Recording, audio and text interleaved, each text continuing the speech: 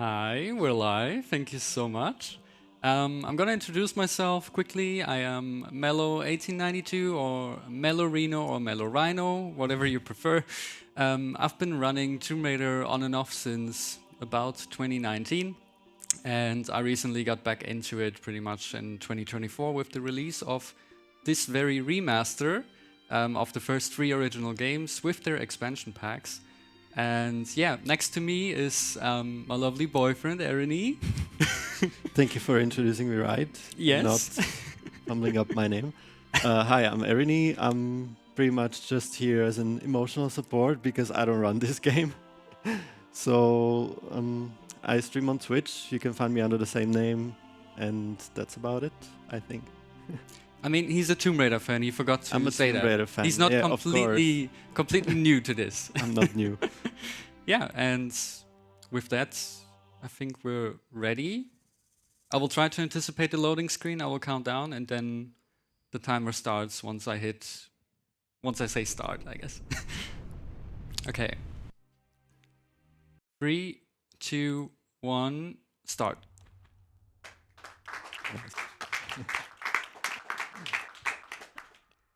Okay, one new thing right away compared to the original releases of these games, we have a modern control scheme, and maybe we can see it pull off right now. We could.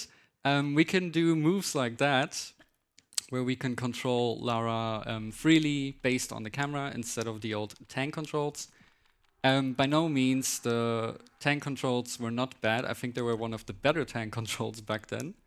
But modern controls has made this game way, way quicker.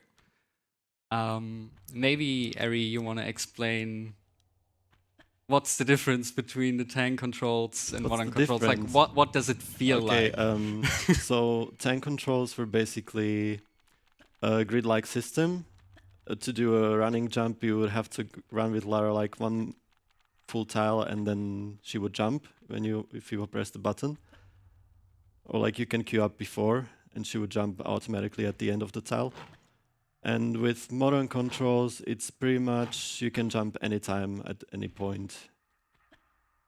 If I summed that up right, pretty much. Yes, you summed that up perfectly. Which opens up new skips as well. Exactly, and we've just seen one of them. That jump you've seen, the curve we can do that would not be possible with tank controls. So yeah, we can utilize the modern control scheme, which is definitely the fastest method to do this. And also, okay, we've been pushed by the wolf by a bit, but we've also seen we can cancel animation by rolling, and we can also cancel our animation with several other things actually. More on that later when we get to these parts. Yeah, that's caves right now. First level, pretty much introduction level. We can walk here, and then we can roll off edges too. One of the cases, cancel the animation. And then we can go over here.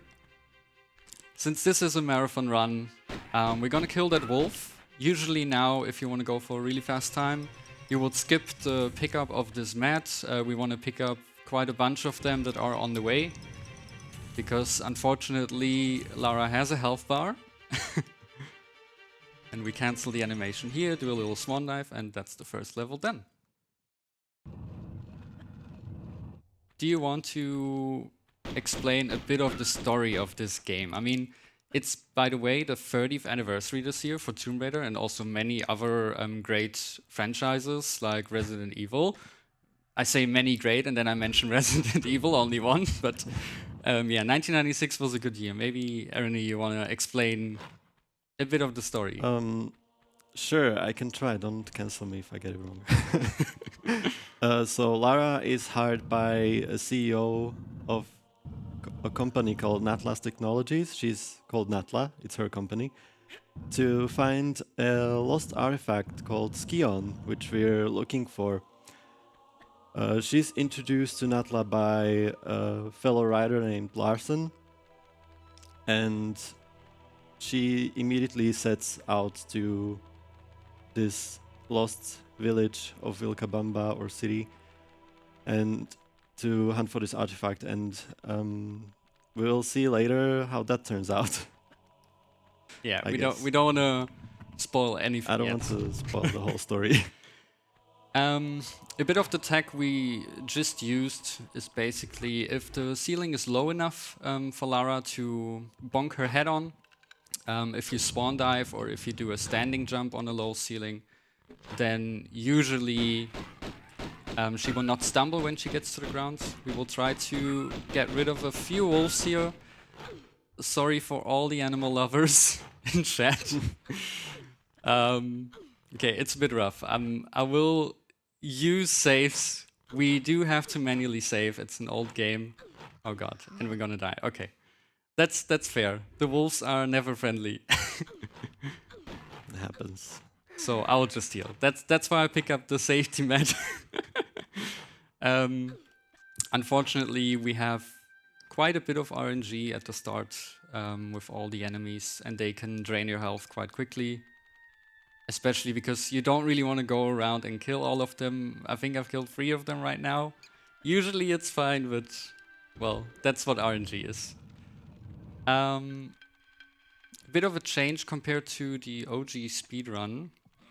We pick up this shotgun ammo, or these shotgun shells, because we want to collect roughly 3 that we have until a later level where we need to kill someone that we will meet later. I know a lot of foreshadowing. If that turns out well, then we will have an optimal route, basically.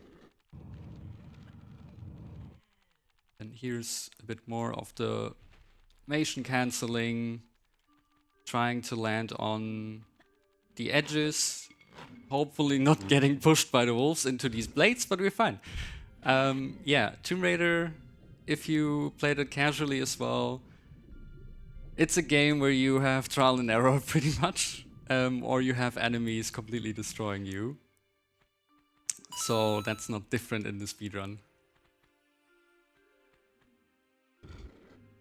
Okay, we draw guns here because we want to cancel the camera. We want to cancel a lot of things actually, now that I think about it. Since we're using modern controls, the camera is really the biggest enemy, because Lara will suddenly run into another direction, because this is now based on camera and not based on Lara's position herself.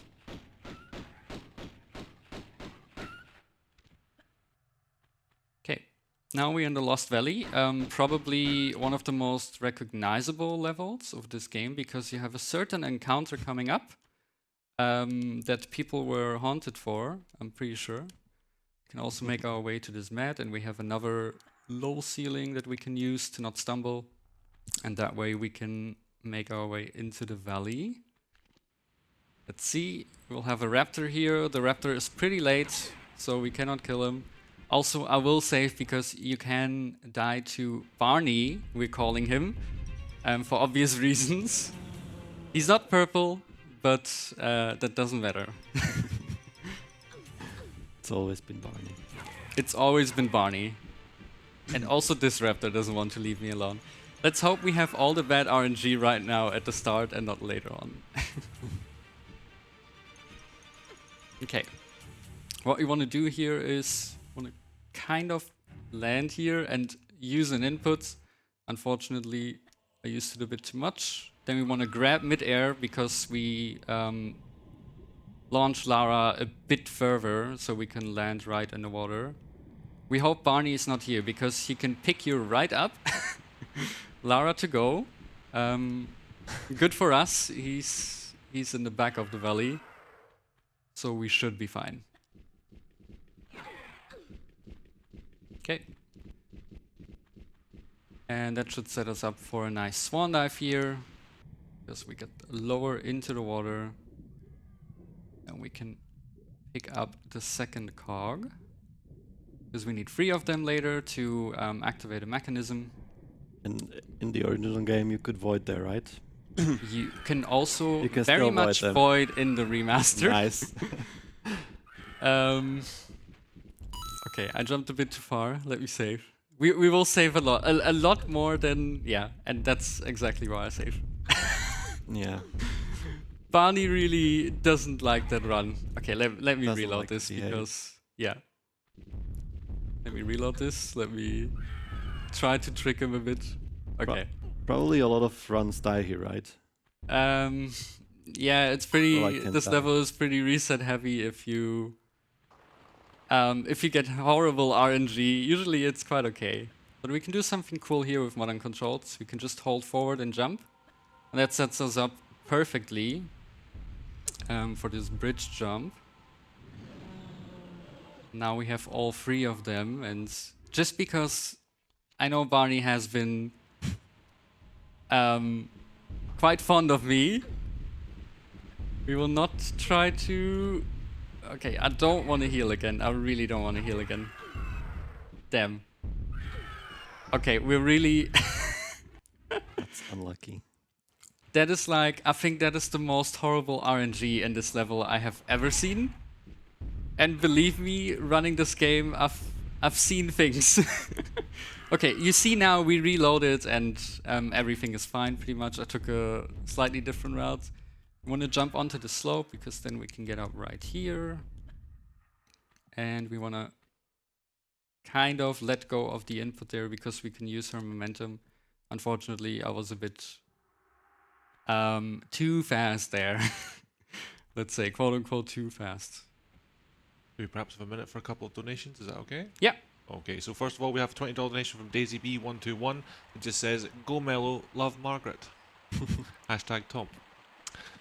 We have a $7 donation from Pilsup15 that just says, "I just started running Tomb Raider 1 Remastered and I love it. Good luck to the runner." We then have a $5 donation from Al Lucas that just says, "Let's go, Mellow and Ernie. Can't wait to see you run Angel of Darkness soon. Kappa. Greetings to the Tomb Runners. Hashtag Tom." Nice. Thank you so much for these donations. I took the opportunity to obviously not fail this jump. Yeah, normally you're not supposed to land in the water. But yeah, I wanted to hear more donations, so that's why I did that, obviously. Okay, we're back on track. So yeah, we've seen basically a banana jump. That's how we call it if you like curve around a wall. Easier with modern controls, but as you've seen, you can still fail it. It's fine. We showcase success and also fails. So far, mostly fails in this run. Okay, we cancel the camera again. Then we can drop down here, and on these little steps, we can roll off. That's a thing exclusive to tier 1. Like, they got rid of that in tier 2 and tier 3. And normally you can also grab right before you hit the ground to cancel the animation there. But we will see that a lot more in this run because I've just failed it. I'm gonna say I've failed this like 100 times, but we made it through this level.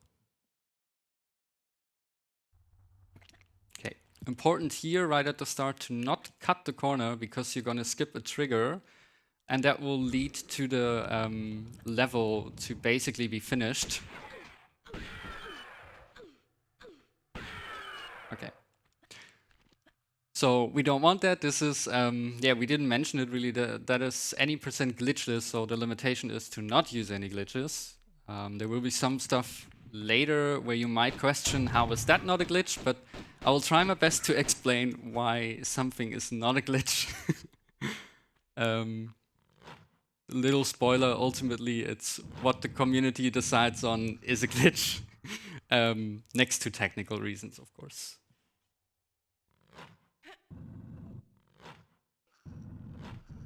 I know we did just stop, but if you do have a second, we have a couple more donations. They're coming in quite fast, so Sure, I'm trying to get through some sure. of these. We've got a donation from you guys for KTC. It's a $5 donation. It just says, "Best of luck, Mellow and Ernie. We are proud of you and rooting for you. Much love, and don't forget the Midas order." Hashtag. We then have a $20 donation from Danza that just says, "Ding dong, Mellow detected. Good luck on the run." Good one, good one. Then we have a $5 donation from Catalina that just says, "Hashtag Tomp, slay Mellow." Thank you very much for getting those in. This is also exclusive to Remaster, no? The modern controls. Yeah, that was another banana jump. Usually you would have to do a quite tricky jump with tank controls where you would grab onto one of these moving blocks that we're jumping on right now. But yeah, with modern controls, you can just turn a bit more, and also this gets a bit easier. So you can grab up immediately from here. Also, thank you for those donations, obviously. We really appreciate it. Really lovely. And yes, ding dong, Mellow detected. Okay, we got rid of 2 of the raptors. That's what we used the shotgun for. And we basically just do this to preserve our health. And this one, good that the raptor did that.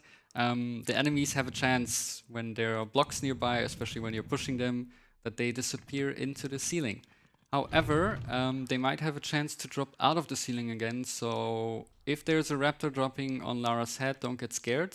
I might do, because I'm kind of like halfway on my health bar there, but we should be fine, we hope. I mean, we haven't seen any terrible RNG so far this run, right? Okay, we just heard it, so that means it's probably somewhere behind me, and I can make use of the camera controls. Yeah, you've seen it there. Move on, it stopped. Ooh, okay. Okay. Okay. That's one thing actually that's a bit better on tank controls. Sometimes it just feels like, when you play modern controls, it feels like Lara drank too much coffee or had too much caffeine. she's a bit wilder. Okay, what we want to do here is we have the Larson encounter. Yeah. We want to curve fellow around. raider. Yes, the fellow raider that approached Lara in the first place. And we kind of want to be behind him because shots are more reliable here. However, he doesn't cooperate. It's okay. We did not kill him, but we're gonna skip this cutscene. Well, what would happen is you don't kill Larson, but he was sent to obviously obtain the part of Scion that you were hide for from you. Not by friendly means, of course. And yeah, after this encounter, Lara asks about the other parts of the Scion, and he sends her to ask Natla, pretty much, which leads to Lara shooting an elevator, right? Yeah, she shoots the rope. rope of the elevator and Yeah. then travels up with the rope. It travels up with the rope, very cool, cinematic. And then she pretty much lands in the office, well, on the roof, and she goes into the office of Natla to find out about the second piece, which leads her to Greece, where she meets another raider that was hired to find the second piece of the Scion, which we'll see in a bit, I believe. Yes, right now. And we've done a specific sequence here to basically trigger him. He's right there. We love him. Okay, we're gonna... His name is Pierre. Pierre, yeah, I totally forgot that. How can I forget the name Pierre? Okay, so we see him somewhere here. Don't get too attached to him because we're gonna leave him in this room, because otherwise he will spawn in another room later and we don't want that. Because he's taking more health from us there. Okay, and here I am gonna save just in case, because it's pretty important to get the upper route here, which is a secret. Need to time it. Nice. Okay, and we're picking up that one because that should bring us to 3 shots for the shotgun. And with that we can get rid of Pierre later. Little spoiler. And it's also a bit faster, right, to go this way? It's actually, I think the way I timed it, it's actually a tiny bit faster to go that upper way. Otherwise you would have to swim, just slightly slower. Okay, and then here, I will save again because I know I tend to... Okay, I'm just gonna do it safely. Normally you want to bonk into the wall there, and then you should be fine. Gonna utilize this, then we can kind of curve around here. So basically what we're doing here is we're already opening 4 doors, because this is the most optimized sequence to do that. Then you just make your way up again. We're using, because we're on modern controls, we're mainly using actually our pistols to turn around, because we can't really do that like we did in tank. So we either use the pistols, or we actually utilize the animation landing, and from there we have like a short amount of time to actually turn her around to where we want to have her. And here we want to make sure to not get hit by all these swords. Nice. That's also, if you're interested in achievement hunting for this game, that's one of the achievements. This guy right next to me here has 100% achievements on Steam. Can we have a little clap for that? Thank you. The achievements are actually quite interesting for this, I would say. It's definitely fun to do them. They're very well thought of. Yeah. They also have some Easter eggs that hardcore fans will immediately recognize. Yeah, I think we can keep talking about achievements, or if there are some messages, again, we can also bring them out. We do have a few messages. Sure. I do agree that there is a big achievement list, and some of them are, in my opinion, heinous. But that's just my opinion. We do have a $3 anonymous donation that just says the power of friendship is to spawn giant dinosaurs that try to scuff your run. We also have a $5 donation from Teriyaki Sauce that just says new run. Who dis? Capo, much love. Thank you for getting those in. Nice. This level is quite infamous for all of deaths by falling.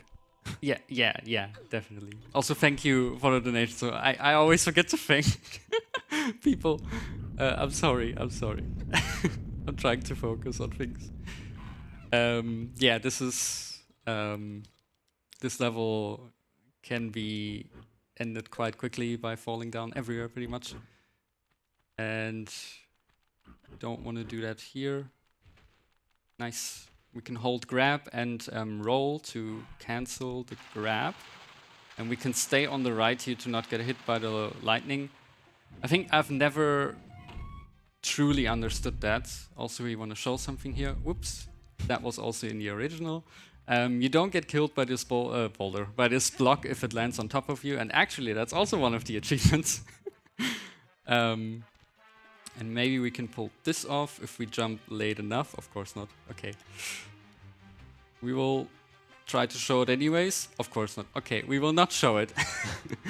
You can swan dive. You can swan dive onto those edges pretty much, and then you can hold roll to cancel the stumble you would have there, and then you kind of land on top of the platform. But we might see it again later. If I get the timing right. That's the thing about timings with modern controls. With tank, it was very mathematical. With modern controls, it's a lot of, oh yeah, that feels right. I think in tank it was more about counting steps and setups. That too, right. Compared to the original Tomb Raider 1, if you would run that, Lara could only jump on certain times, I think only on her left leg or something. So runners would have to count their steps actually to get a good sequence, and because you couldn't jump at any time, it was a bit of a delayed jump, and that was really horrible. That was really horrible if you wanted to run other games afterwards, because there it's been fixed. Okay, we want to do a series of backflips or back jumps. Okay, and we should be fine if the bats don't decide to suddenly come down here. Usually they don't, but we've seen a lot in this run already, so I wouldn't be surprised. Yeah, we have 4 keys now. Of 4 so-and-so like Greek gods. However, one of them is 4, so that was the one with the lightning room. They screwed up a bit there back then, because he's definitely not one of the Greek gods. They did fix it in the remake, in the first remake actually, in 2007 and Tomb Raider Anniversary. And speaking of Tomb Raider Anniversary, I believe tomorrow there will be another Tomb Raider run, Tomb Raider Legend, which was pretty much the first of the Crystal Dynamic games. What we see here is a sequence break. Normally you would have to climb up on the left, but we can just climb up on the right, and also exclusive to the remaster and modern controls. We can shimmy this way and we can do the twist here, which was not possible in OG Tier 1. You couldn't do the twist when you backflip, that was only added in Tier 2 onwards. But because of the remaster, the developers have actually implemented some mechanics from the later games into this one. And also another sequence break here. Normally you would have to go down into the pits and then go through a series of doors and levers, but we don't have time for that. So due to an oversight, we can simply just jump up to this balcony here that we're supposed to get to later.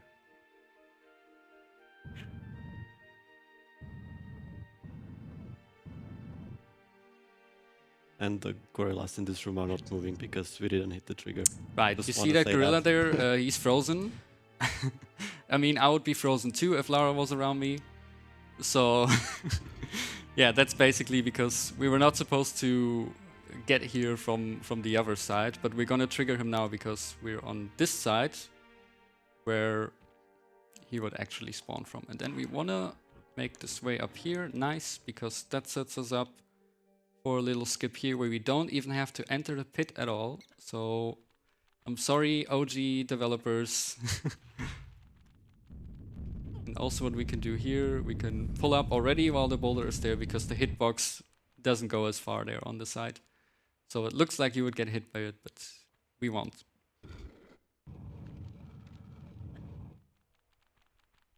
Also maybe a little interesting side fact to me. Whenever Lara gets hit by a boulder, maybe we'll see that in the run later, who knows. She just says ow. Like she, I don't know. Just ow. Like she stubbed her toe or something. It's like I would react differently probably if a boulder hits me. So a little change here. Usually we get in there, or we used to get in there and get the secret and the magnums. Just another type of pistols we have. However, we're not picking them up anymore. It's slightly faster to actually skip them because we don't really need them here, and we will get them later as a mandatory pickup because we need to pick up a key, and this is also bundled with the magnums. So yeah, pretty much we get 2 for 1 or 3 for 1 actually. I don't remember if there's a medkit involved. I think we will see it.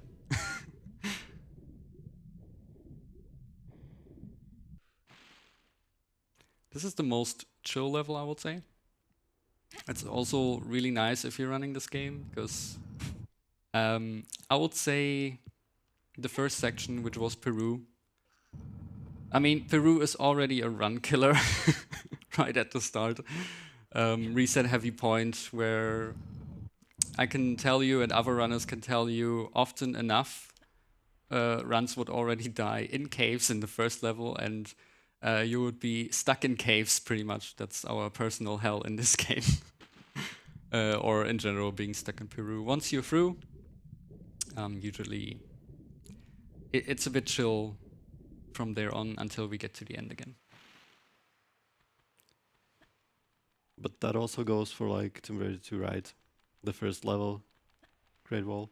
Yeah, I would say, yeah, I mean, Great Wall is harder than caves, for sure. I mean, they ramp up in difficulty. The first level for Tomb Raider 3, I don't know what they thought about that. They didn't think of new players entering this because they throw a level that usually goes like 1 to 1 hour 30 if you play it casually as an introduction level to a Tomb Raider.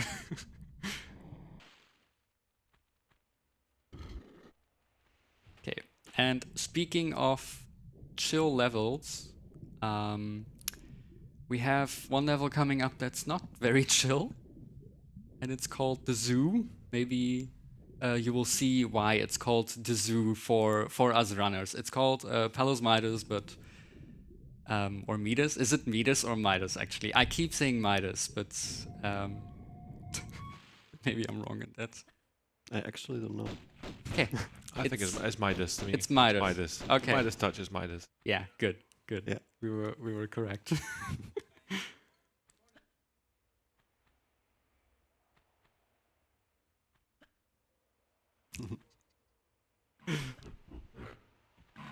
Well, he has a golden touch. You mentioned something quite crucial and also pretty iconic, I would say, in this game. So what we're gonna do here is we have a specific sequence. We need to pull these levers. The clue to them is basically on the doors. What levers you have to pull and what not to open a specific door.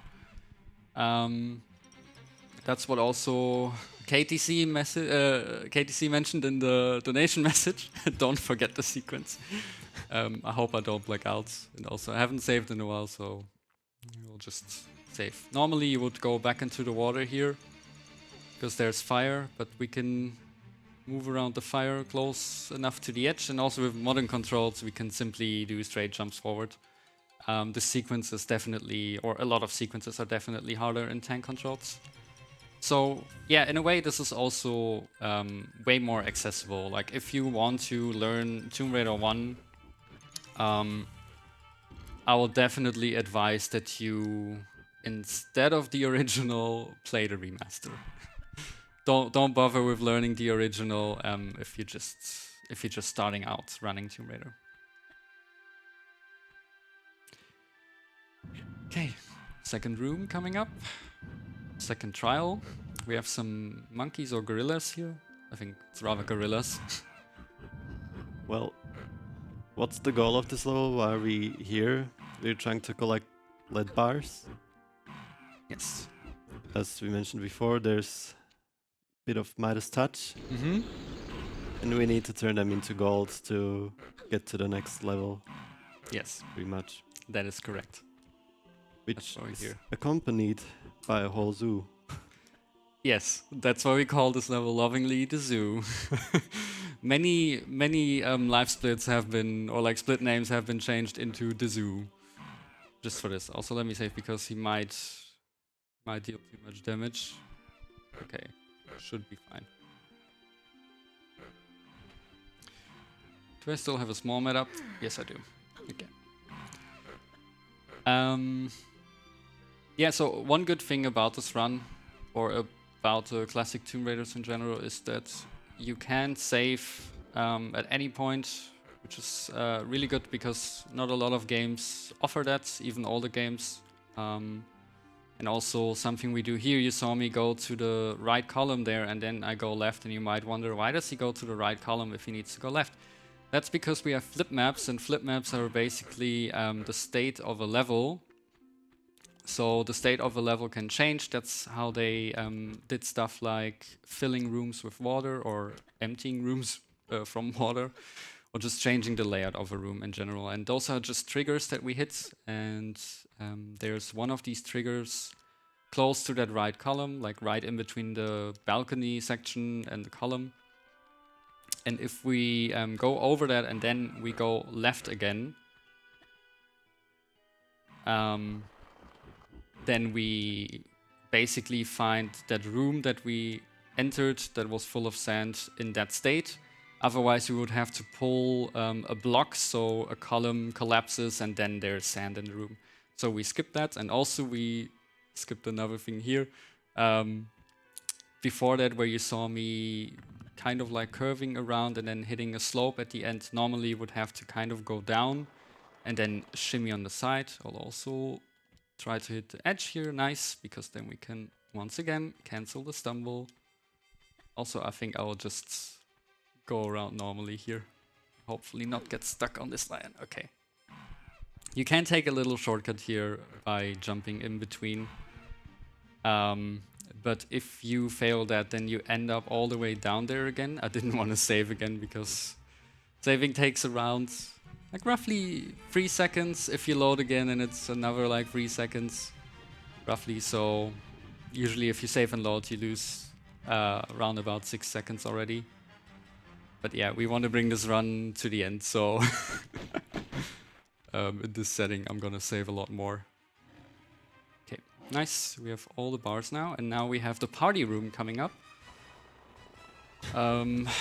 Yeah, you will see why it's called a party room, and that's why I'm also saving here. Because I really don't want to spend too many mats, but I'll probably end up with way too many mats at the end. That's usually how it goes. We draw guns to cancel the camera. We are in the party room. The door gorilla didn't want to let us out, but we're fine. So if everything goes well at the end now, we have all the bars. We need to put them on Midas' hand to turn them into gold, and then we can use them to exit the level. And if everything goes well, we only have to heal one more time at the end. If everything goes perfectly, we don't have to heal at all, but I'm not counting with it. So yeah, right here. Don't step on the hand. Don't step on the hand, because Lara will turn into gold. Pretty iconic. I was thinking to show it, but the animation is quite long, so we would lose some time there. Yeah, if you play the game yourself, or if you play the original, you know what's going on. So also let me check, because okay, we have 3 gold bars. you don't wanna miscount and have 2 gold bars and then run all the way to where you need to go, and then run all the way back again. Pretty sure this happened once already to me. Ever since then, I'm a bit careful.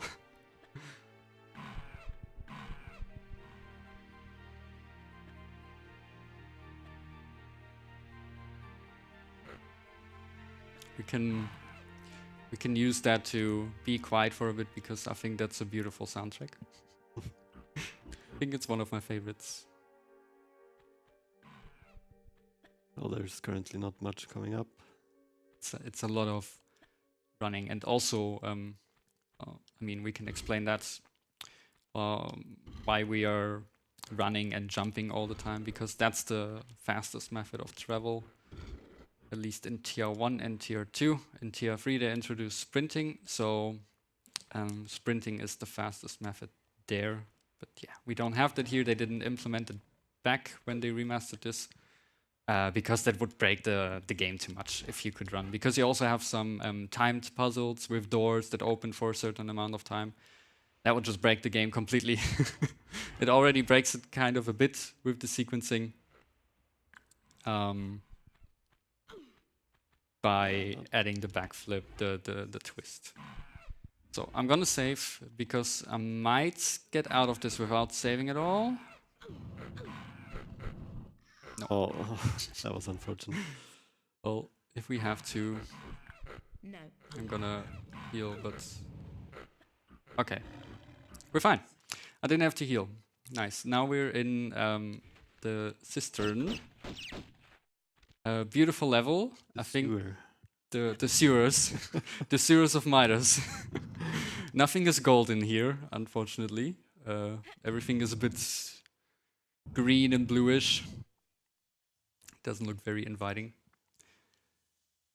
But yeah, that's our way to the tomb of Tihocan, basically.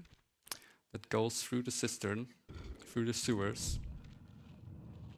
There's some sequence breaks here, not too much, but also a level that's very confusing to a lot of people, because that includes a water puzzle, pretty much, where you have to raise and lower the water to get to certain spots. But we figured out a nice sequence to go through this, so we don't have to raise or lower the water too many times. And for that we want to pick up this. Okay, hopefully we don't get pushed by that little rat there. Alright, and if you remember St. Francis Folly, we left Pierre in a room there. And we're gonna do the same here. He really follows you throughout the whole Greece level section. Yeah, basically. It's like you have a run for the artifacts, and he will spawn every now and then, just like there. But the thing is, if you don't get rid of him, if you basically don't quote-unquote kill him, because he doesn't really die, but like he disappears. He tries to go behind the corner so you don't see him disappear. And sequence break here. Maybe I can pull it off right away. Nice. That's possible with modern controls. We will save again because I know this might be screwed up. Nice, and we can do that. Normally you would have to go around the room, do a lot of shimmying. There was already some kind of skip before, but now due to the modern controls, we found out a lot of stuff where you can curve around some jumps that are more hard or harder than others. More hard. Well, some jumps are harder than others. But yeah, essentially it opens up a lot of possibilities. And I'm pretty sure we haven't found everything yet. Another thing that we can do here, can kind of land here, roll off with modern controls once again, because we can just turn her very quickly. This is also one of the rooms where Pierre would show up later if you would despawn him there. But yeah, since we left him there, he's gonna stay in this room for the entire level, try to get to Lara, but he won't. The only thing he finds in that room are 2 gorillas, I believe.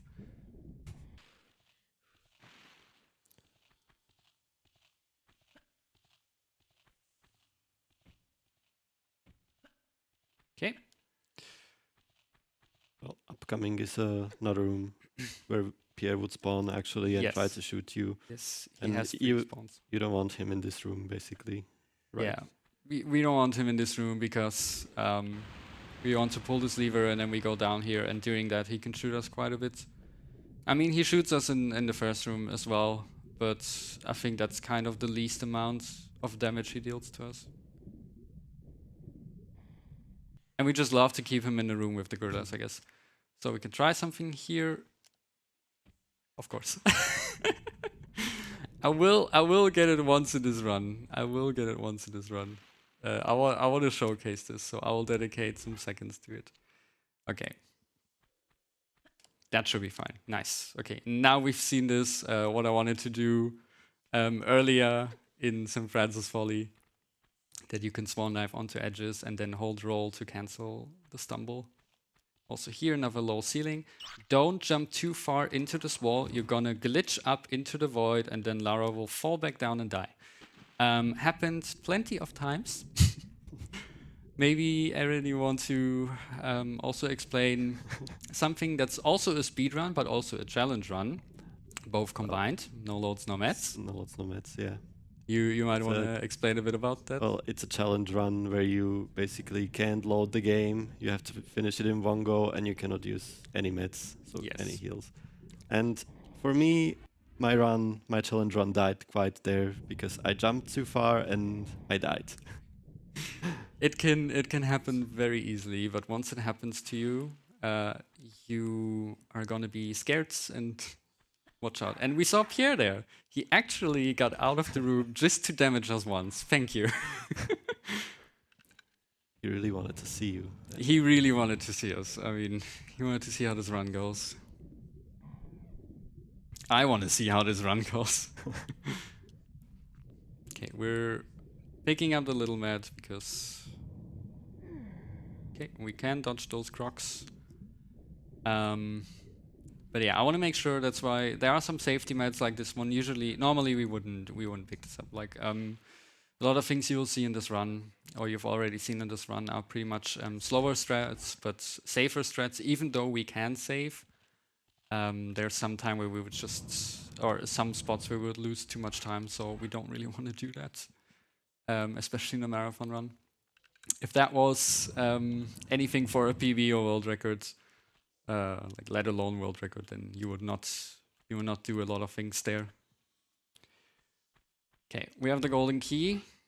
Let me just save because I don't really want to use the mat. Usually this gorilla hits you once and we are halfway through, so should be fine. Okay, he hit us twice because I got stuck, and nice. That's another thing with modern controls. It's pretty much similar to how you can imagine it. It's similar to the LAU trilogy, as we call it. So basically the first 3 games that Crystal Dynamics released after they took over the IP from Core Design, who have developed the original 6 Tomb Raider games and their expansions. What we want to do here is we want to hold up and jump immediately, because at the start of each level there's actually a frame, I believe, where you can use an input already. So we're kind of jumping from the air there, but that might be one of the things where people might ask, how is that not a glitch? Because she's literally jumping from nothing. But it's a game mechanic. It's just like the oversides in the game, where you can abuse them pretty much. We can use that to our advantage. And it's slightly slower, slightly faster. Sorry. We don't want anything slow. Also, interesting fact: in the original, you had to, or you should, kill that croc, because it can damage you in another room through the wall. Very, very weird. And we have a sequence break here. Usually there's a setup in tank controls, and there's something in modern controls that I believe fellow runner Rushyball has found. You kind of align her with the camera here, and then you want to take a step back, roll, hold grab, and cancel the roll again, and nice, we're in that pocket here. And that means we don't have to go below here into the water, because usually you can't get to that space. You need to get a bit lower, then you need to pull a lever. That causes a current to go against us, so we can't go this way, and then we have to pull another lever. And that way we can skip all of that. Let's see. Oh, nice. I did it here. On the hardest jump where you can perform this, I did it. But on the easier ones, no.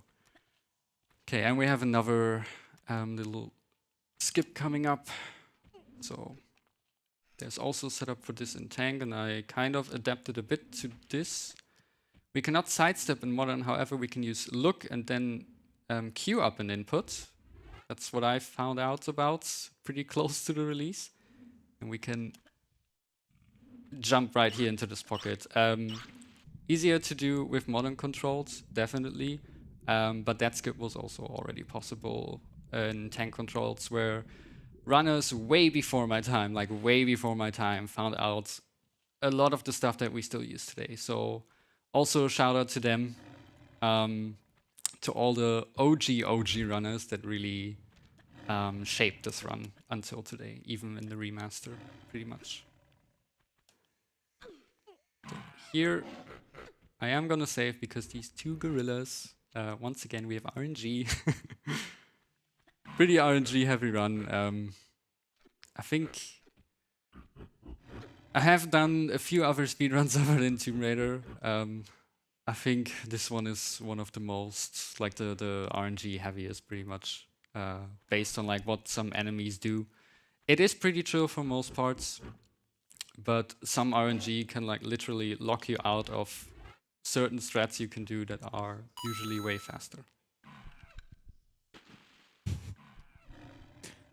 I always find funny how these blocks just pop up. Yeah, normally, because in modern controls, or in the remaster in general, because you can use it in tank controls as well, you can move the camera freely. Like you can see it, I can do a 360. But in the OG, that was not possible. So the magic kind of goes away, because if a certain room changes due to the flip maps that we will trigger, you can now kind of see it, because you can turn the camera around and you just see stuff pop up. Okay, and now we push this block. You see these 4 pads, or pretty much they're heavy triggers, because they get activated by something like a block. I think heavy triggers get activated by enemies or a block being on there. And we pull it in a specific way, because we only need 2 doors to open to get 2 keys. And all the other rooms, or like the 2 other rooms, are pretty much just spawning enemies. So that's why we push it in a very specific way here. Whilst you're pushing this block, have you got time for a quick message? Mm-hmm. Super. So we've got $2 donation from Al Lucas. It says, can we get some love for #audience guy? We love you. Love for the audience. Love for the audience. For the audience. Thank you very much.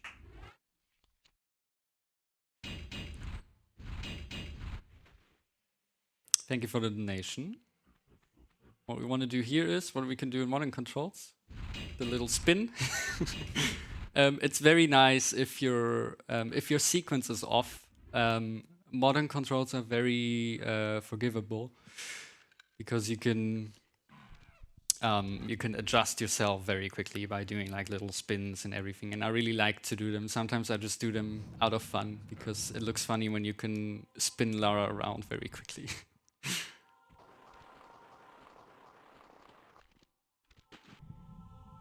Okay, that brings us to almost the end of the level. Not much going on here again. We will have another encounter. This part is like pretty much just dev intended. Yeah. Can do much. Unfortunately, there's not much to it. That's why tier 1 is usually pretty chill. I would say personally, from what I've ran, Tomb Raider 2, definitely up there in difficulty because you have a lot of ranged enemies. Everything shoots you, like literally everything in this game wants to see you dead. And everything wants to see you dead in this game already, so... Tier 2, they just... it's really more... Well, this is more of an exploration and like puzzle game. Tier 2 really is more of an action-adventure. Yeah, like there's an action movie. There's quite a huge difference in the enemies, I would say. Well, in tier 1 it's animals, Yeah. mostly. You have some kills, like you kill some humans as well. But in tier 2 it's mostly human enemies. Okay, and now you wanna... Okay. So we didn't deal enough damage. You can kill him in 3 shotgun shots, that's why we pick him up. That's usually the outcome you want. And now, yeah, it is 3 pickups. We get the magnums, we get a piece of the Scion that's Pierre already picked up because we were too late to the party. But yeah, we can just get rid of him after all that chasing and after leaving him in all these rooms. And we're just gonna pick up this safety med, just in case. I'll probably end up with like 20 meds at the end. But as a fellow friend of mine, Radgrid would say, I need those meds. Now we're in Egypt. You can Yeah. explain a bit of the story there, maybe. So what happens there is Lara picks up the second part of the Scion. She connects them together like a puzzle piece, pretty much. They click into each other. And she has a vision of the third piece, pretty much. And that leads her to Egypt, I believe, right? Yes, Yeah. it shows her that. That's pretty much it. And what we've seen just now is another skip where we have to grab the edge of that upper block just right with a little setup we do there. And that pretty much saves us time because we don't have to pull the block out and use it to jump onto that block there. And this, by the way, is Mona. Because she's a bit grumpy. Okay, I did save, but... Oh no. Okay, we got the bad outcome. It's okay, because I can maybe showcase that those enemies can't get close to doors. So if that happens, I mean, I did save, but I might as well just showcase it now. The opportunities or miss opportunities of this run. If you get bad RNG here, I think you lose about maybe 15 to 20 seconds because you have to get rid of her. Otherwise, if you open the door, the mummy can just follow you into here and can push you from grabbing this ledge because enemies can very well push you away from it. It's not pleasant, I can tell you. So yeah, bit of a time loss here. But we should be fine on our way forward. Let's see if this croc trolls me. Just a tiny bit. Yeah, what we've seen there again is we have a little elevated step. And yeah, exclusive to tier 1, we can use roll to land on it and immediately cancel the animation of the stumble. Because we exchange one animation with another, basically. Okay, use the pistols again to turn here. Normally you would have to push this block, but you can simply curve around. And you can, by the way, also do that again in tank controls. A lot harder to do. Definitely. You have some experience with Egypt, right, Aaron? Because we also have area percents Yes, of the different areas. I actually participated once in a area percent run. That's the only run I've ever done. Yeah, it's basically... And it was Egypt percent. Yes, it was this, which includes 3 levels. The level we're currently in, the next one, and then the third one there. Yeah, and it was the OG Tomb Raider one, so tank Yes. controls. Yes, it was OG Tomb Raider tank controls, where you have to count your steps, and if you don't count your steps, then you better hope that you're on the right spot. And yeah, another little sequence break here, because otherwise you would have to push the block, we would go from the left and then push this block, and the devs wanted you to pull a lever in another room. However, they forgot they have a trigger here for this trapdoor, so you don't even need that lever. And in the OG, I think there was a mummy in there missing, but now it's been restored in the remaster. Okay, we kind of want to trigger this below here. Okay, And I was not supposed to land on that. Okay. we're it's gonna fine. see another flip map pretty much. Yeah, I'm just gonna heal here. We're gonna see another flip map or another manipulation of it. Normally, this is a trap. You come from this side, and then you end up on that slope, and that's where you saw the state of the level change. But because of what I explained earlier, we have like one frame where this like changes, and then we can use inputs for that one frame. So then also here, okay. I don't want to take that because That's quite risky, I mean. yeah, it's Also at you Atlantis. end up in the pits and then okay, late grab, good. You end up in that pit down there. It's not too bad, but then you have to climb up from that block there and the I'd say pantheons. I'm thinking of League of Legends. I'm sorry. the panthers there, they can push you around. Okay, and now we see already the state of the room that we want to see. Normally, this room is full of sand. We would go up there and then pull another lever, but because some rooms change the same number of the flip map because they have different numbers, it means if one of the rooms is changed with the same number of the flip map, the other room is also changed. So we don't have to do this. We can skip this. That brings us to the end of the level, and now we're in Obelisk of Khamoon, one of the better levels, I would say. I mean, it feels pretty satisfying how we do this level. And also, you might want to explain that. You talked about that. The linearity of this run. Oh, well, you can pretty much do this level in like, I would say, it's a bit non-linear, like you can do at least 2 ways that I know. Yeah. Pretty much. At least you can enter the level from 2 ways. But You can, the start is kind of 2 ways, and then in between Get you this can key. pretty much, yeah, and Yeah. there's one lock pretty much, and it opens 2 doors. You can either climb the one up here, or you can just run through the other one in the hallway. exactly.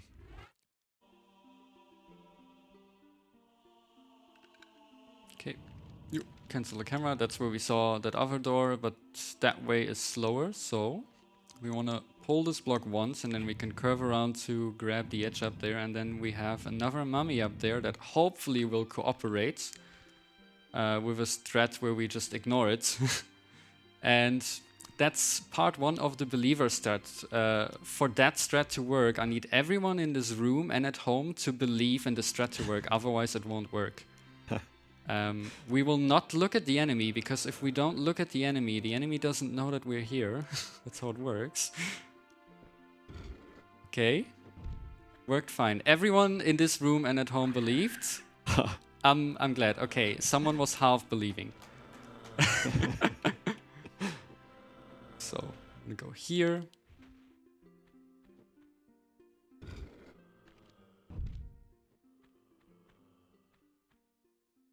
that sets us up somewhat nicely for this jump. Another sequence break here because we just roll off the edge there and land where we're supposed to land. Otherwise, you would have to go around the room, do a lot of shimmying. Again, we don't want to do that. They really had a lot of oversights in this game. And we have another skip coming up. Another shimmy skip, and hopefully I can pull that one off. There's a setup in tank controls, and there's kind of a visual in modern controls. So let's see. Roll off, jump, and grab. Nice. First try. That's a skip in tank that I really hated. Now I feel quite confident to do it, actually. But other easier skips don't work as well anymore. Okay. Now we want to get rid of that one. And we slowly starting to use the magnums now.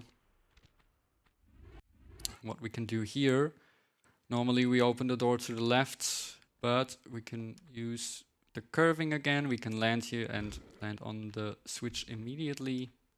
And from there we can jump up to that secret here, jump from here and land on this, which also cancels the animation, by the way. That's why I said earlier this feels satisfying to do this level, because you do it in a way that just feels very completionist.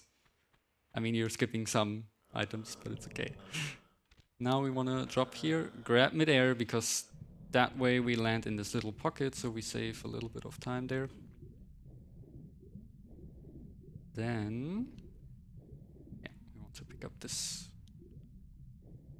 ammo, because we need it later in the next level. And I think med-wise, we should be good, kinda. That's also, after this encounter here, that will also be a good time for donation messages that came in again. We just explain that quickly here. You want to wait for that one to jump you, because usually that sets you up nicely so it ends up in the wall and doesn't push you away from the edge. So yeah, that if we have any messages, you can hear them now. We do indeed. We have a $2 donation from Sergeant Ryan, who says, "Good luck. Try not to fall to the bottom." Thank you very much. Keep those donations coming in. Thank you very much, Ryan. Know exactly what reference it is, and I will ignore it now. Okay, so yeah, now we just we collected all these pieces, and that's the. Is that the obelisk, by the way, or is that other room the obelisk? Because we have two obelisks, but I mean we're using the items. Obelisks. They are both obelisks. Okay, so it's not obelisk of Khamoon, it's obelisks of Khamoon. But I think they meant the other one. Probably. It's the more imposing one. Yeah. Okay, Sanctuary of the Scion, one of the most beautifully designed levels in Tomb Raider, I would say. And we want to use a strat here and hopefully get good RNG. Okay. Let's try to fix it. Okay, that was still okay. What you want to do here, if you shoot at the Atlanteans, or the mummies. I mean, now they're Atlanteans because they're not mummified anymore. And you step back, then usually their AI is a bit confused. And they want to kind of like, I think it's called prowling, or kind of prowl. Okay, nice. We wanted to get rid of that one. And then there's also different ways to kind of climb up here. But we will start here. Also a space where you can fall down a lot. So that's what I will save in between, because we never know what might happen. Okay. That spawns a winged Atlantean. I think they're officially called. I think we usually just... Winged Atlantean. I'm usually thinking of flying Atlantean. We usually say flying Atlantean. Yeah, but I think officially they're called winged Atlantean. So we want to go up here and then jump and hold forward. Okay, we were a bit too far away. That's called a lean jump. That was added in from tier 2 and tier 3. I think we might have been lucky and the flying or winged Atlantean got stuck in a wall, because that can sometimes happen here. Okay, now we wanna basically just jump to that med here, because it's a faster way down. Here, grab a bit later, and that should cause us to not stumble. Nice. And then we just make our way through to get 2 artifacts basically that we use to open the way closer to the sanctuary. Basically, we loop around this level. The start of the level that you've seen is basically also the end of the level. That's why I think it's like very beautifully designed. And we also have a tool to look at all the levels, by the way, made by someone in the community themselves. And that's what we basically also use to route these games, or, well, I say we. I usually don't route a lot. I just try to figure out some skips, especially now in the remaster. But as I've said earlier, like all these routings, they've pretty much been done by people way, way, way before me that have shaped these runs. Okay, we save here. We kind of want to hope. Pretty much you see the whole level, right, along with the triggers, enemies, Yes, pickups. exactly. You see the whole level. You see all the triggers shown as purple tiles. And you can see what gets triggered. That's why we know about some of these flip maps and everything. That program even has a tool to route your runs. Like you have a little line that you can draw to different pickups, I believe. That's cool. Didn't know that. Okay, we just hit another little step here. That's why we didn't stumble, because, yeah, at a certain height, Lara just stumbled, and always takes like a second away. Every bonk takes a second away. If it adds up, it can really add to your run. And another sequence break here. Usually we would climb up from the right there, but due to an oversight once again. Okay, nice. we can just make it over here. I think we only have one of the flying Atlanteans, and I can. Uh-oh. Okay, I'm gonna save. We're gonna try to fix that. It's not the first time we have bad RNG in this run, right? So. Okay, I got to grab. That's good. Yeah, that you saw firsthand how unforgiving this can also be when you have the enemies here. I mean, we've seen it already in Lost Valley, but yeah, it's quite evident here. They really try to get you. They really tried to get me. It's another challenge. It's okay. So we have another one here. If that one decides to shoot me now. Do you have a small mat? No, I don't. Okay. It's good that I picked up all these mats. It's really good that okay, Radgrid was right. I need all those mats. Let's do a little check. We have 9 mats. Okay. We're fine. We're more than fine, hopefully. Okay. Cancel the camera, because it's very easy to walk off the edge here, especially in modern controls. It's also easy in tank, I would say. Yeah. Of this. It's easy in general.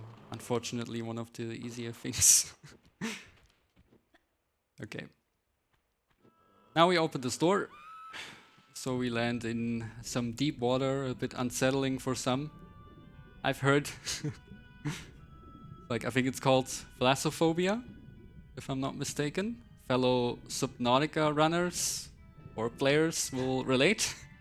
I think I'm usually fine. I find Subnautica a bit more terrifying than this little pit here.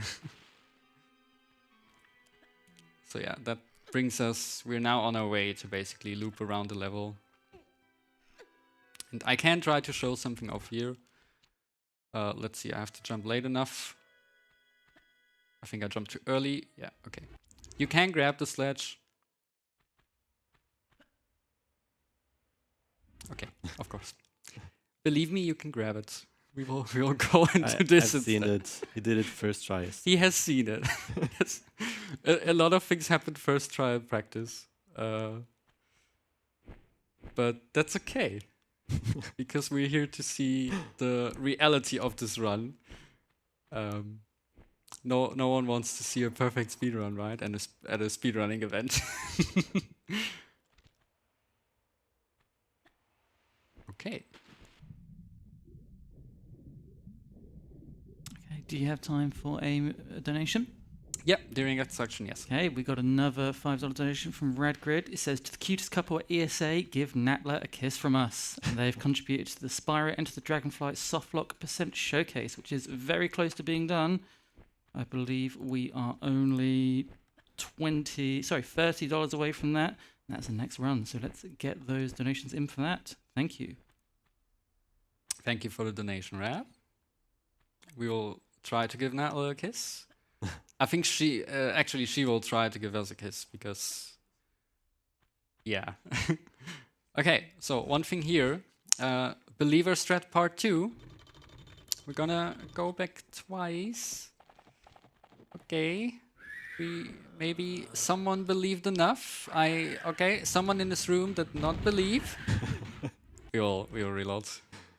That's not the outcome you want. That's not the outcome you want. You would probably burn through a lot of meds if you try to heal. Yeah, but this one... Okay, we can try it. I mean, I have 9 mats. So we'll just hope to get onto this. And then... 1... 2... Let me go. Okay. Okay, someone in this room or at home did not believe. Shame on you. Maybe it was me, actually. I did not believe. Shame on me. But we've managed. Oh, we actually met Larson again. Yeah, but Lara kills him in that encounter, pretty much. story-wise, yes. Story-wise, yes, we didn't kill him in the run. We didn't kill him there because we don't need to, because they've placed the Scion, the last piece of the Scion that we're getting, very conveniently there. That we're getting and we're losing right after in the cutscene when Lara gets captured, disarmed. Yes. She manages to escape pretty much, dives into water, and follows the whole group to Natla's mines. On a boat, yeah. On a boat, on their yachts. So she hides away. Yeah, she hides there without anyone noticing. I think, is it an anniversary in the cutscene where they actually notice a bit? Because like she literally goes into a hatch right in front of them. Yeah, they turn. They turn their heads and then they're like, the splash, I think. Must have been the wind. So yeah, that's why we're here. That's why we're stripped of our weapons. And this level is pretty much, it's called Natla's Mines, but it's pretty much sequence break mines or Natla's sequence breaks or the sequence breaks of levels. Whatever you want to call it, because we are not gonna play about, I would say, 80% of this level. It's actually kind of a long level if you play it casually. Yes. In this run, you skip like most of it.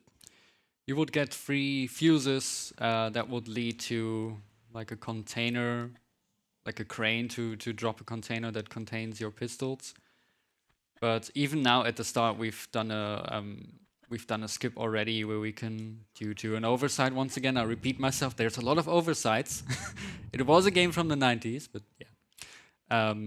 Due to that oversight, we can simply jump to that lever that we just did, and that removes that drill or whatever it is, so we can go through the mines here.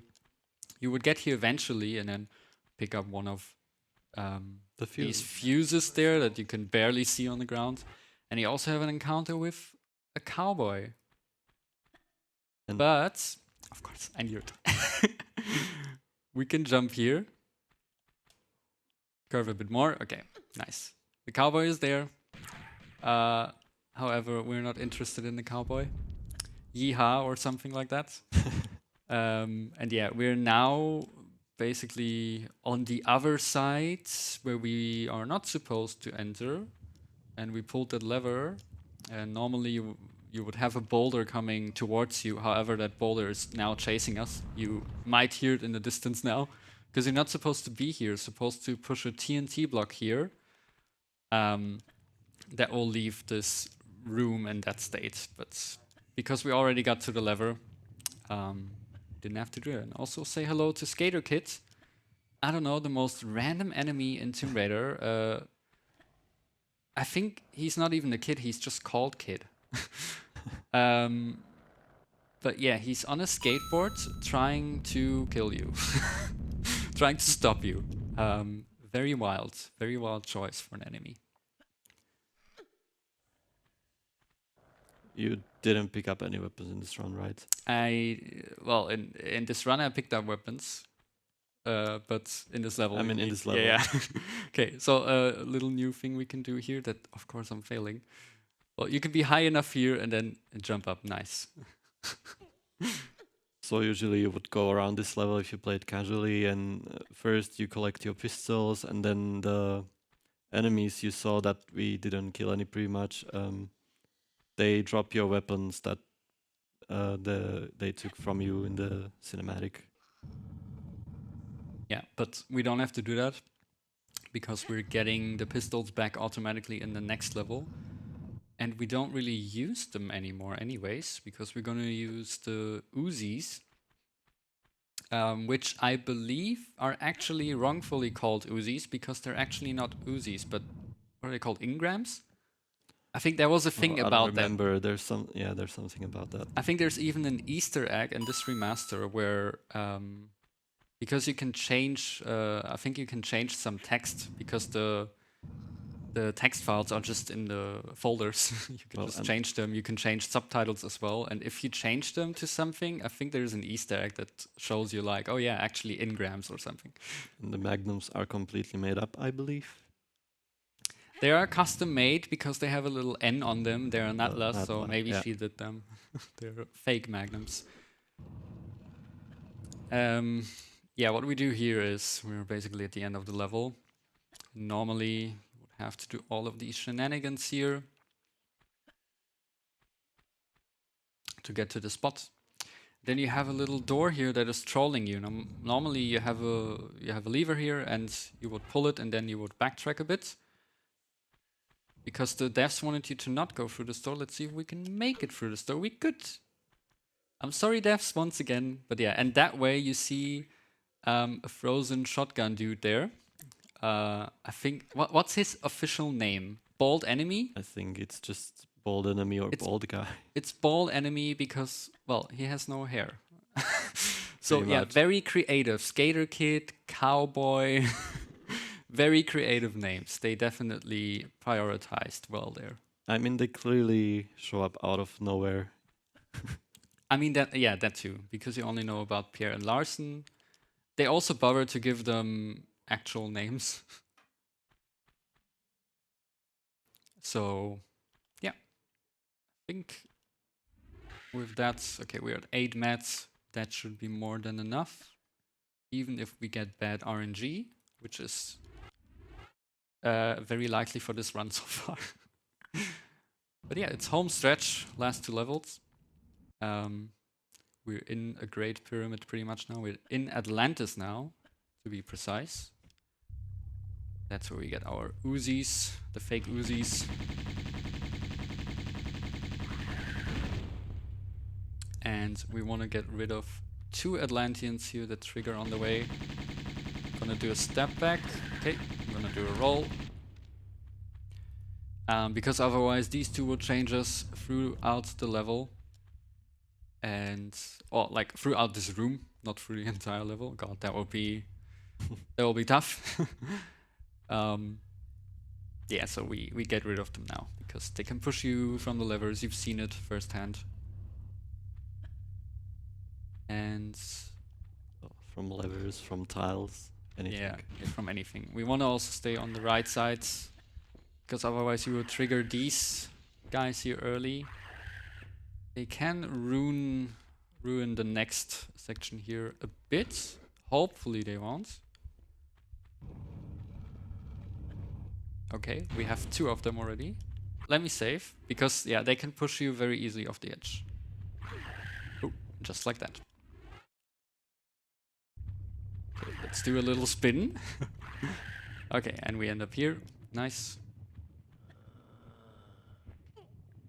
Okay. So, I think we just do like a little bit of platforming here, so we can have more donations if there are any that came in. Super. There are some donations. We've got $2 from Al Lucas. He says, doing great, you two. Good luck for the remaining levels. Also, shout out to 2 audience guys making this event brighter with their presence. We have a $30 donation from Frostbite1981, who hasn't left a message, but has put that to the Spyro Enter the Dragonfly softlock % showcase, which means that has now been met. And AKA Speedy has put $1 and says, #Tomp, what's the most slay Lara outfit? The most slay Lara outfit. First of all, thank you so much for the donations. Thank you for reaching the Spyro incentive that is gonna be in the next run. The most slay Tomb Raider outfit. Probably one of the leather outfits. Leather, like the catsuit, you mean? Like the catsuit, yeah. And just in between what we've done here, normally you would have to go around that room that we've just been in with the water and pull different levers. But we don't have to do that. That would fill the room with lava and then change the room with a flip map again, and we could like get to the pocket that we just got to. However, we can also get to the pocket by doing a somewhat precise jump where we can jump like diagonally so much that we can still hit the edge and make it through without pulling any levers there. Okay, I just want to go back to the outfit. Yes. I would say the one from the expansion DLC that they brought back. Oh, right. Lara's, the Vegas, the the nightmare. Vegas outfit, yeah. There's like a tier 2 gold, so that's the expansion pack for Tomb Raider 2. And there's an outfit they restored, where she's basically what do you call the leopard, like It's like leotards. yeah. If you see it, I mean she is in Vegas, so it's very fitting. But yeah, that's probably the most slay one because she does everything in high heels as well. That was in the beta, I believe, and then they didn't fully implement it in the original release of Tomb Raider 2 Gold, just called the Golden Mask. Well, and if we go past the classic, I would go for the evening dress for Legend. Oh right, yeah. And you will see that in the Legend run tomorrow. Legend is also a great game. It's like one of your favorite games of Tomb Raider, right? Yes, sadly it's really, really short. Sadly, it's really, really short. Yeah, that means the speedrun is even shorter. But okay, I'm just gonna pick this up. We have enough mats, but you know we can never have enough mats. We've done some skips again. Nothing really super new on the way here, but also here another sequence break, oversight, yada yada. You've heard it. We can also use the modern controls here to jump up without pulling up. And yeah, basically what we also do in this level, we wanna kind of pick up every double Uzi ammo pickup that's on the way, because we need around like 600 to 700, I believe, to kill an enemy in the next level. And then I think we're pretty much done with the enemies. Oop. Okay. Bit of sequencing here. We have a fight coming up. You can jump up here with modern controls. Jump here. And yeah, the movement with modern controls, once you get into it, is really satisfying. I struggled a lot with the modern controls at first. This guy can tell you. I could not do simple platforming. He didn't want to switch. I mean, you have to fight your You have to muscle fight- memory. It's kind of hard, but yeah, I tried to commit to it right from the start, and it was actually fun. You were one of the early adopters for this, yeah. I mean, I was pretty early on that too, but I think like I was one of the first to run this game with modern controls actually. Okay, I want to get rid of that guy. And I'm gonna save you because we can skip a boulder here.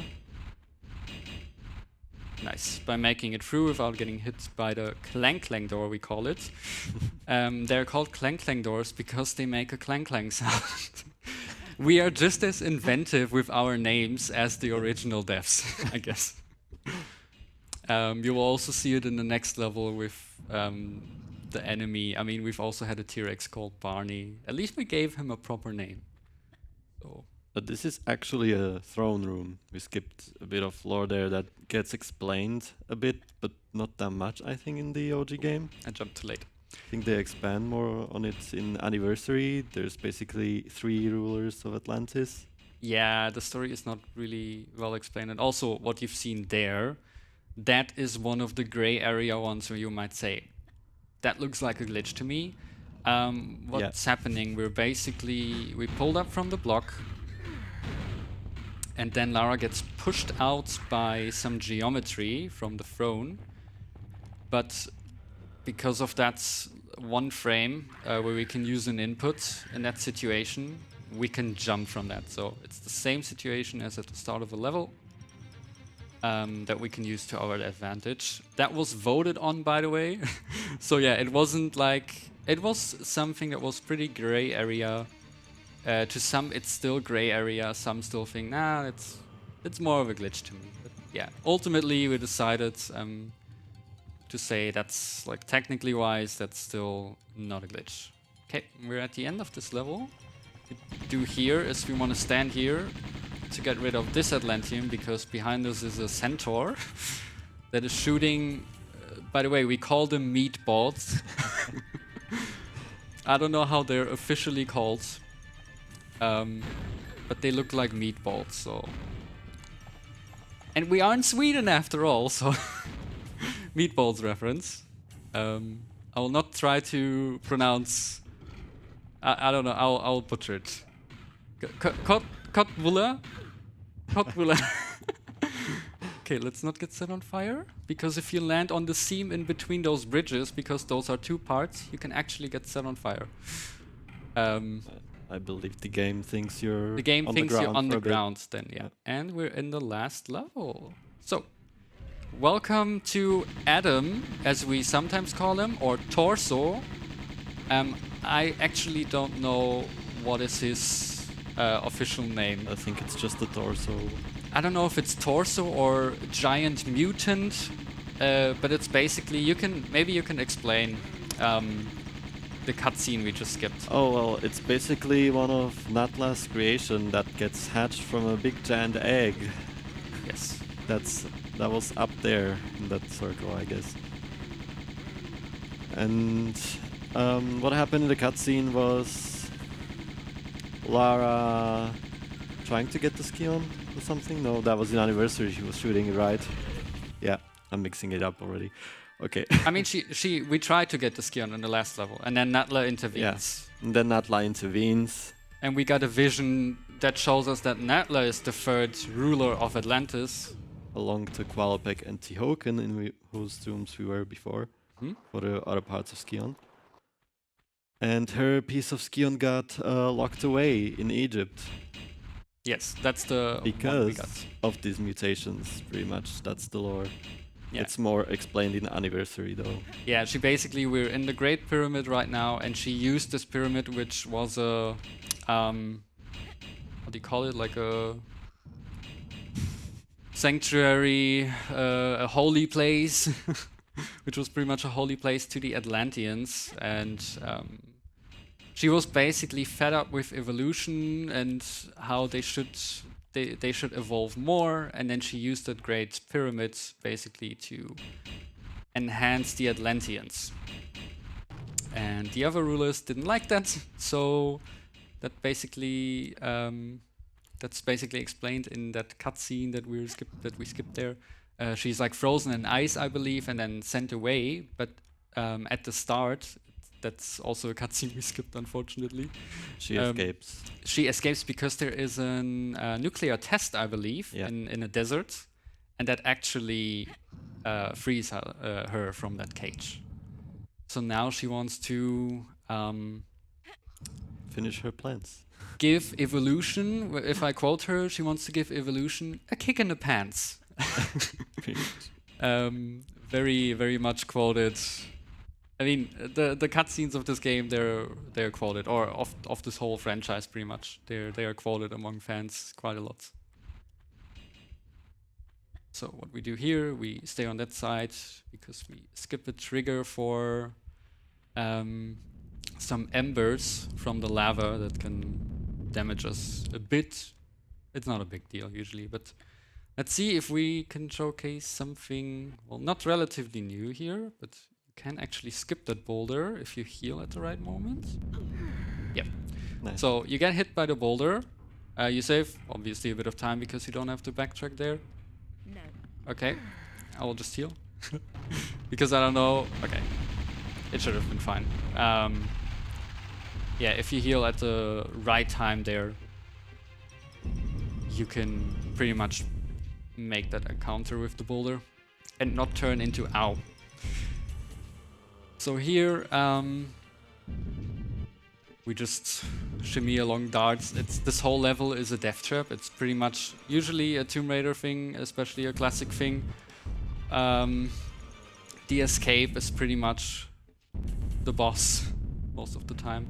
You want to carefully jump in between those spikes. The hitbox for those spikes extends a bit to the top, so a run of mine that was at that time a pretty good time for me actually died because I hit the hitbox of one of these spikes right at the end. Yeah, that can happen. We use that sequence to not get hit by that blade there. It's quite obnoxious sometimes. We want to stay in the middle here because the hitbox for that lava is also quite huge sometimes. And we can show off something relatively new, or at least done in runs. We can bonk into this wall, hit the trigger, and then we don't have to grab up here. We can just move along because the boulder... Okay, let me save here. Because the boulder would otherwise block us. Okay. Get 6 steps. Nice. We land in here. Well, And that's really home stretch now. We're very close. time to give Natla a kiss. Time to give Natla a kiss. Can we have some hype for Natla? Ooh, okay. Nice. Let's see how she will treat us. Maybe she will give us a kiss. So, we don't want to kill Natla because it takes time. She has 2 phases. Usually you would only kill her during phase 1, or you would complete phase 1. She would lose her ability to fly, and then you would have to fight her on the ground. And yeah, that's why we... Not behaving nicely. It's okay, it's fine. She wants to give us a kiss. Red said we need to give her a kiss, so... It's fine. Okay, we do a little spin here to have enough room. Okay, so we're almost through. Maybe believer strat number 3. I need everyone in this room and everyone at home to believe that Natla is behaving and is not gonna push me off while I'm trying to get onto that column here. So, I will believe as well. And everyone believe. GG to everyone. Believe. And end of the run is coming up. Basically as soon as the screen turns black or the stats show up. So, we're gonna slide down. Almost there, do a bit of swan knives. And that is... time.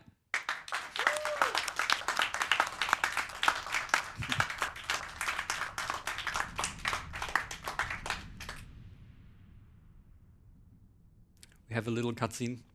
One of the cutscenes we actually watched. It's 1996. It's an FMV. It's actually upscaled in the remaster, but you can still see it's dated. Yeah, and then Lara has a new boat. Yeah, yacht, yacht. In German we would say yacht, so I think in English we might also say yacht actually. Yeah, that's it for Tomb Raider. We have a few credits here. Actually, I want to shout out especially one group of people, because in this remaster, fans of the community were involved. They were Saber Interactive. They were hired for this, so that's why this is a really good love letter to the game. It's a very well-made remaster, and now you've seen it. We have the in-game time as well. We go by real time, obviously, here. So, yeah, I think that's pretty good.